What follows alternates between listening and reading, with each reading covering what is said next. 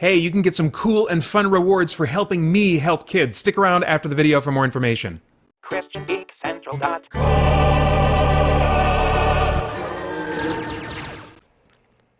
All right, well, my editing skills are crap, but can the same thing be said about Wonder Woman Bloodlines? Stick around and find out.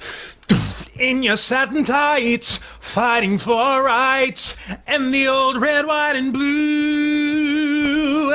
You're a Wonder Woman. All right. I'm Peter Franson from christiangeekcentral.com and Spirit Blade Productions. This is my uncut review of Wonder Woman Bloodlines, the most recent DC animated movie. The synopsis on IMDb from Amazon. Oh, from Amazon. That was terrible. Reads, witness the legendary origin of renowned Justice League member Wonder Woman as she fights for good with her sword and magic lasso. Equally strong in body, heart, and will, she makes it her mission to help a troubled young girl enlisted by a deadly organization known as Villainy Incorporated, whose criminal members have their sights set on invading Themyscira, Wonder Woman's paradise home. The battle will be epic, because if there's one thing an Amazon knows, it's war. Actually, the reference to Villainy Incorporated was kind of a throwaway, kind of jokey reference. I don't know if they were actually, as far as the story was concerned, literally called Villainy Incorporated. That's probably a thing in comics, but the writers were probably trying to modernize it by making that just kind of a jokey name for it, not the actual name for it. But the synopsis treats it like that. Anyway, that's odd. All right. I didn't like this one. I did not enjoy it. The components are there for a movie that I would enjoy. It's got plenty of action. It's got some nice character drama, motivating things. It's got good animation, as I've come to expect from DC animated movies, but the script didn't connect with me on multiple levels. It was the execution on those elements that really fell short for me. In a word, it all felt too simple on multiple levels.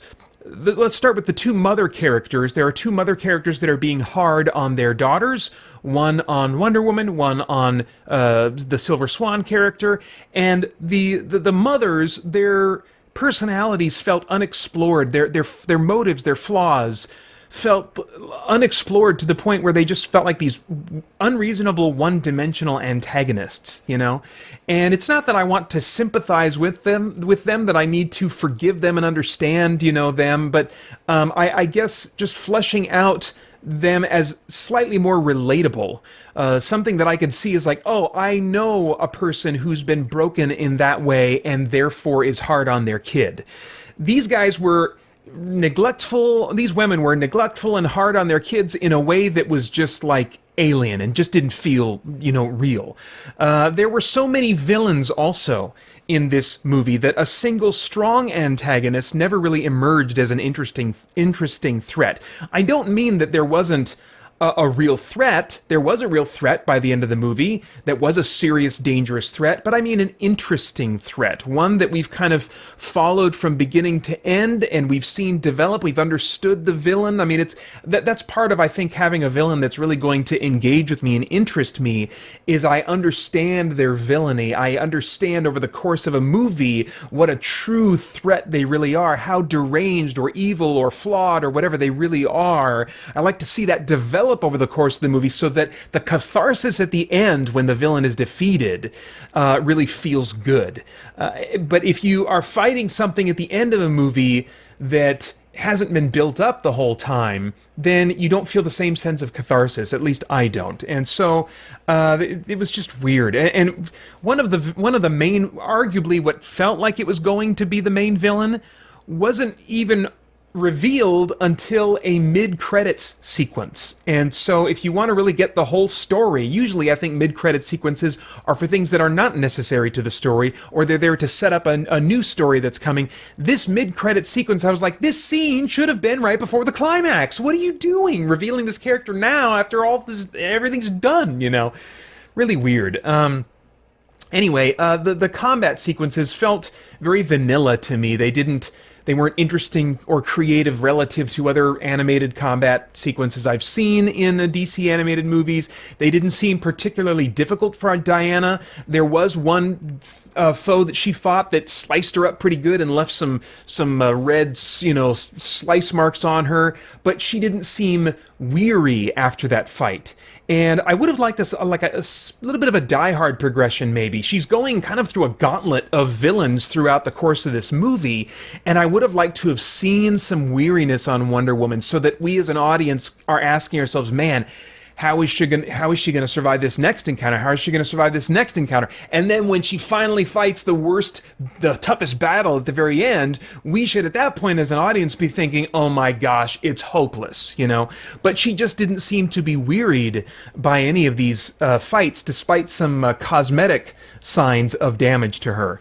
And let's see here, the villains, one in particular, showed their hand more than they should have. They monologued on multiple occasions, and they made nonsensical tactical decisions, like one would be hovering a jet outside the gates of a city that they're invading with said jet, and the fighting forces are in the wall, fighting back while the jet is shooting out missiles and rockets and stuff and getting ready to drop this big bad thing that's going to do its damage and make its way into the city.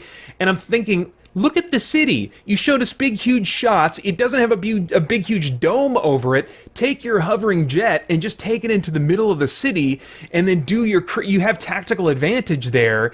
Just go nuts blowing stuff up in the city. Drop your big, bad, nasty thing in the middle of the city. I mean, I was like, what in the world? This doesn't make any sense to me. And in the final battle with Wonder Woman against the big, bad thing she's going up against, she could have been, and I think should have been, killed instantly a half dozen times based on the rules they set up for the powers of the opponent she was facing. I was like, should have died there, should have died there, should have died there. I was like, what in the world? And the tidy ending, when all was said and done, didn't seem to cost remotely what it should have. Additionally, while Wonder Woman's stoic, formal personality is successfully played for laughs and comes off as endearing in the Gal Gadot Wonder Woman movie, and I've seen it also in moments of animated Wonder Woman in past DC movies, here it just felt stiff to me, and the pacing on jokes felt slow for no reason. So I just the execution on the story really just was not working for me at all. The voice acting's all fine, as I would expect in DC animated movies for the most part. I don't have any comments on that, really. The visuals, the animation looks solid, but these days I'm ready for DC, I think, to start pushing the envelope in quality and ambition a bit, especially in a movie like this one, where I felt like the fight scenes didn't come across as very unique or creative, and I would have liked more interesting choices, maybe at least in camera angles. If they're not going to, create a more interesting fight, then maybe they could just display it in a way from angles, or use slow motion or something that's kind of like stylistic or a little bit more interesting. Now, as far as themes, I do think that potentially there's maybe a theme in here that could stimulate some worthwhile thought or conversation on moral, philosophical, and spiritual issues. The main theme of this movie seems to be, will you pass on your pain? Both Wonder Woman and the Silver Swan character had mothers that were very hard on them, or that neglected them, or just in a simple phrase, didn't love them well, at all. I don't think, in at least in what we saw of them in this movie. Wonder Woman chose not to pass on her pain, and instead chose to pursue what is right. And Silver Swan passionately passed on her pain to Wonder Woman in every way that she could throughout this movie. And I think that what I've seen is that many of us geeks have pain in our past that has shaped us in some way. Some of us geeks, have even found ourselves over the course of our lives passionately retreating to our hobbies and interests to escape pain in our lives. So that seems to be a common thread, not among all geeks, but there seems to be maybe even a little bit more pain more frequently in the past of many geeks, and I do see a lot of us geeks pass along our pain to our children, or our friends, or our family members, and in the short term, that can feel good to release our pent-up anger or frustration or pain by unleashing our anger on others. But God is calling us to control our anger, to seek out help in learning how to do that, to work through our pain without hurting others, which is more difficult, and that really, really costs us something to pursue that path. But as Wonder Woman says twice in this movie, an Amazon does what is right no matter the cost. And we see her living that out. And that's what we're being called to as Christians as well. If this movie did one thing that works for me, that was certainly it. Now, I have no idea what your tastes are in movies, but if I were a time traveler, I'd go back in time and say, Peter, skip this one. You're not a big enough Wonder Woman fan that, you'll enjoy it just on those merits alone, and it's going to fall short in some major key areas that you care about. You can get my spoiler-filled reactions to Wonder Woman Bloodlines in my Spoiler Car video series. That's just one of many perks available for your support at patreon.com/spiritblade productions. This one's rated PG-13 for sequences of fantasy action and violence and some bloody images. Those are my thoughts. I'd love to get yours in the comments below. Please like, share, subscribe, click that notification bell. Thank you to all of my Spirit Blade insiders for making this review possible. I hope all of you will join us soon over at christiangeekcentral.com as we continue to geek out and seek the truth. Hey, Peter Franson here from christiangeekcentral.com and Spirit Blade Productions. For my 6th consecutive year, I'm participating in Extra Life, a charity event that raises funds to provide medical care for children in urgent need. I'm also leading the Christian Geek Central Extra Life team, which you're still welcome to join by following the link in the description below.